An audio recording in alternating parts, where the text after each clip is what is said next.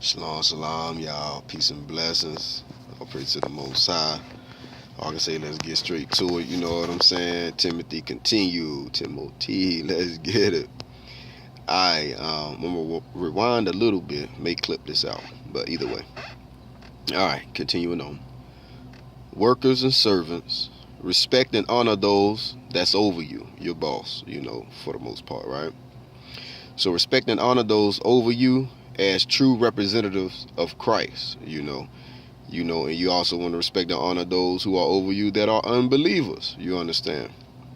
That they don't say, I don't know what God he's serving or what type of teaching he receiving, you understand that, right? So therefore, don't shame the Most High name. Don't shame his name. Open the door for others to blaspheme based off of your misconduct or disrespect, right? Because in Christ and being in Christ, we're supposed to conduct ourselves accordingly and bring forth the fruit of the Spirit, even in trials and hard situations. You know what I'm saying? We want the light of that wonderful light, the light of Christ to shine through. Feel me? That these people can see, like, man, what is he on? Oh, man, how could he keep his composure through all of this? Well, he a believer. So they can wonder why, and ask the question they need to ask that'll make way to shed the light of the gospel. You understand? So don't cause the Most High name to be blasphemed, which our people pretty much doing left and right. And that's why the Most High say he gonna, when he deliver us, right, it ain't gonna be for nothing we did. It's gonna be for his holy name's sake, which our people cause to be blasphemed, causing his name to be blasphemed. You feel me? Everywhere he scattered us amongst all these heathens, our people causing the Most High name to be blasphemed, even to this day. But also,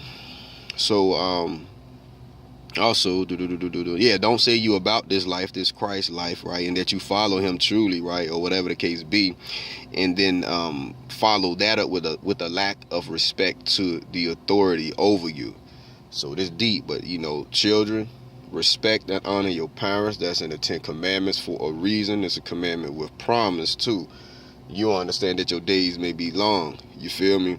But I'm noticing anybody who don't respect their parents, man, they ain't respecting no other authority, true authority, feel me, that has a say-so in their lives or, running from accountability. So, but y'all, you want to give respect where respect due.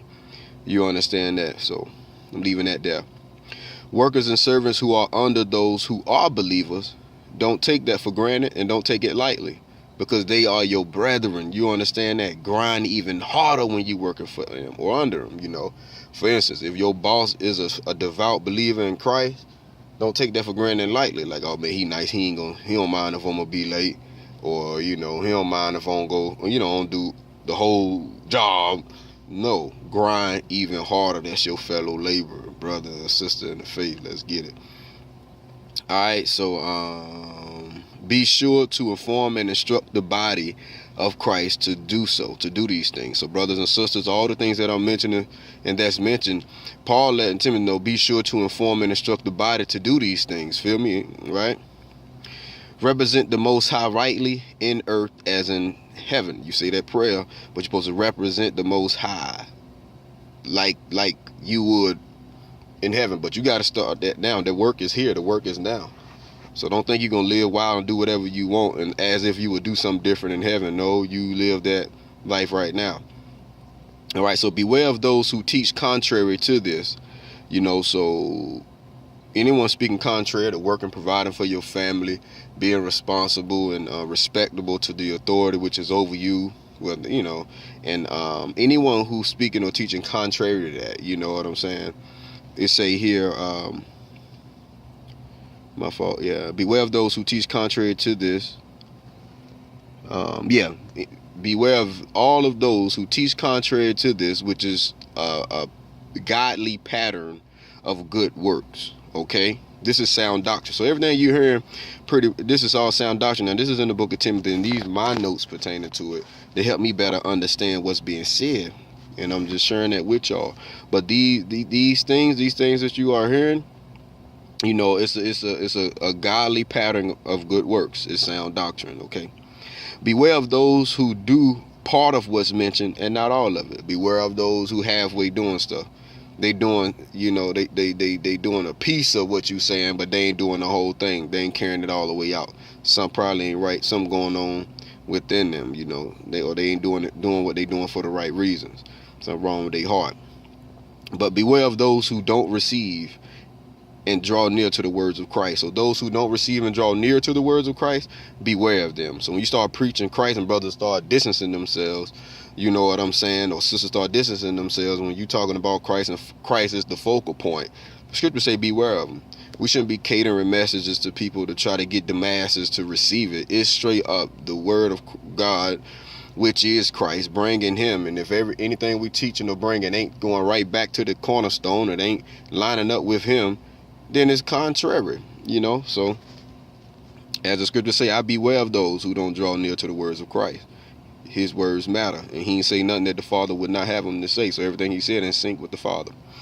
So those who do such, those who go out here and don't draw near to the words of Christ, right? Those who do that are full of pride. They don't know or understand nothing, but are consumed. They're taken by interest in things that gender more questions or questioning, leading to doubt, and stuff that cause things or doctrines and teachings that causes debates, going back and forth to no benefit of others. So that's what they occupy their time with. You know what I'm saying? Those who don't draw near to the words of Christ, pride got them. You understand that? And they don't know or understand nothing. And as scripture say, they consume, they taken by interest in things that gender more questions that lead you to be confused and doubt.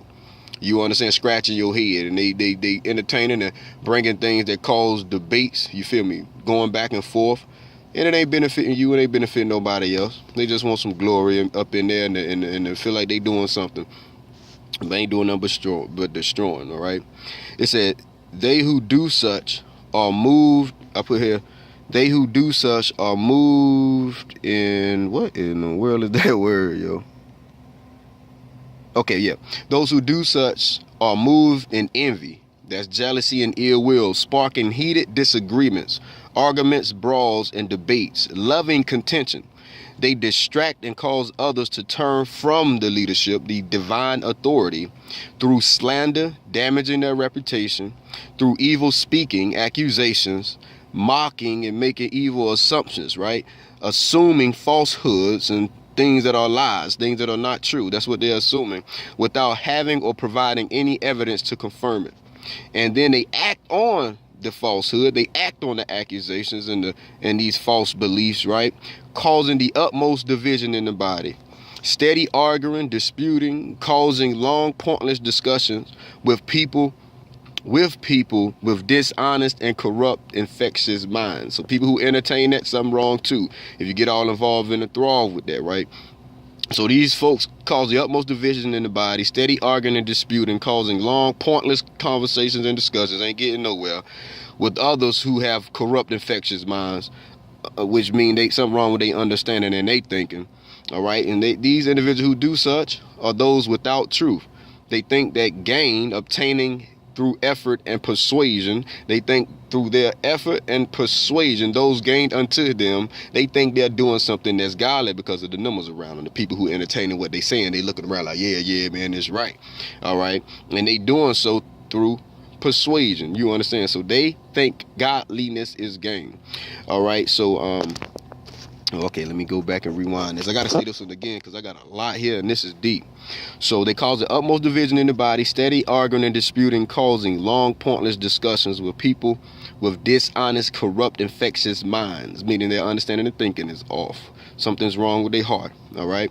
These individuals don't have the truth, and they thinking that gain is godliness, thinking that gain is godliness, which they look at gain as obtaining favor from others, through their own efforts and persuasion. So they trusting in their own arms too, right? And all right, I put here, they thinking that gain is godliness. Oh yeah, when they say that they think that gain is godliness or godly, they're looking at that which they bringing and that which they doing as if it is supposed to be respected. So those who speak up against them for the foolishness and confusion that they causing, they get highly offended, because they thinking what they're doing is worthy of respect. They think in this godliness. They think gain is God. They looking around, say, man, 100 people is in it, believing in what I'm believing or bringing, even though it's causing the utmost division in the body. But the word is saying to us, right? Now y'all check this. This is to the believers, to the elect, is who is for. Those who do such, those who do these things mentioned, right? Those who do such, withdraw thyself. Separate yourself from them, from this ungodly generation, all right? And after that, we have here godliness with contentment, right, is great gain. So godliness with appreciation and contentment of you, godliness with contentment, that is appreciation of your measure, your lot, and the condition that you're in, grateful for the calling on your life, is great gain.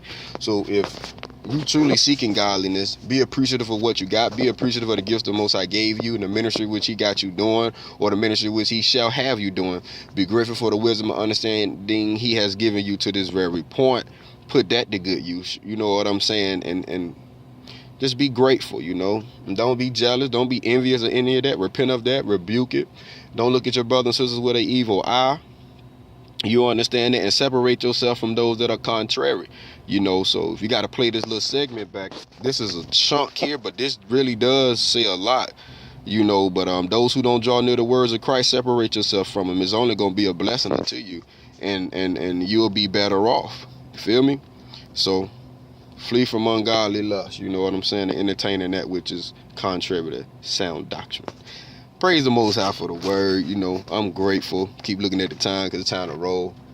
But man, y'all be blessed, man. Peace and blessings upon y'all. Y'all children, I proclaim life over y'all, blessings over y'all, prosperity over y'all, you know. Most High said, you made us the head, not the tail, delivered from the curse into the blessing. So I proclaim blessings over us all. You know what I'm talking about? So all praise to the Most High, man. Let's get it, yo. Y'all ready for that godly assembly? Like, man, we got the instructions. Let's get it. To a high be the glory. Yeah. Shalom.